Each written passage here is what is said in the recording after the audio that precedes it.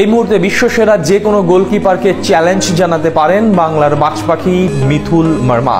শুনতে ঘোর লাগলেও এমনটাই সত্যি, কেননা পরিসংখ্যানের বিচারে এই মুহূর্তে মিথুল মার্মা বিশ্বের যে কোনো গোলকিপারের চেয়ে আছেন ঢের এগিয়ে। শেষ 12 ম্যাচে একটাও গোল হজম করেননি তিনি, আর এই পরিসংখ্যান এই মুহূর্তে বিশ্বসেরা কোনো গোলকিপারেরও নেই। মিথুল মার্মা টানা 12 ম্যাচ ক্লিনশিট রেখে বিশ্বসেরা গোলকিপারদের চ্যালেঞ্জ জানানোর আরো বিস্তারিত জেনে নেব রিপোর্ট। বাংলাদেশের ফুটবল যখন রাজপুত্র হামজা জোয়ারে ভাসছে, তখন আড়ালে বসে একজন স্বপ্ন দেখাচ্ছেন। নামটা তার 3 কাঠির নিচে হ্যাভিয়ের ক্যাব্রেরার তুরুপের দাস মিথুল মার্মা। শুধু কি তাই, পরিসংখ্যানের আলোকে যদি বিচার বিশ্লেষণ করা হয়, তবে এই মুহূর্তে পৃথিবীর সেরা গোলকিপারদের একজন হয়ে থাকবেন তিনি। এমনকি ব্রাজিলিয়ান এলিসন অ্যাডারসন কিংবা এমিলিয়ানো মার্টিনেজের চেয়েও পরিসংখ্যানের হিসেব নিকেশে এগিয়ে আছেন মিথুল। বিশ্বকাপ বাছাই পর্বে ঘরের মাঠে অস্ট্রেলিয়া লেবাননের বিপক্ষেও ছিলেন দুর্দান্ত।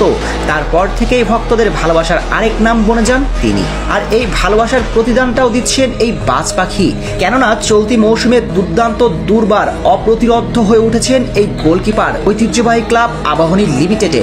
আর আকাশ নীলদের ডেরায় আসার পর যথারীতি আকাশে উঠছেন 22 বছর বয়সী এই গোলকিপার। কারণ আবাহনী লিমিটেডের হয়ে চলতি মৌসুমে 720 মিনিট খেলে হজম করেছেন মোটেই 1টি গোল, 6 ম্যাচে রেখেছেন ক্লিনশিট। এর সঙ্গে জাতীয় দলের হয়ে ভারতের বিপক্ষেও পেয়েছেন আরো একটা ক্লিনশিটের দেখা।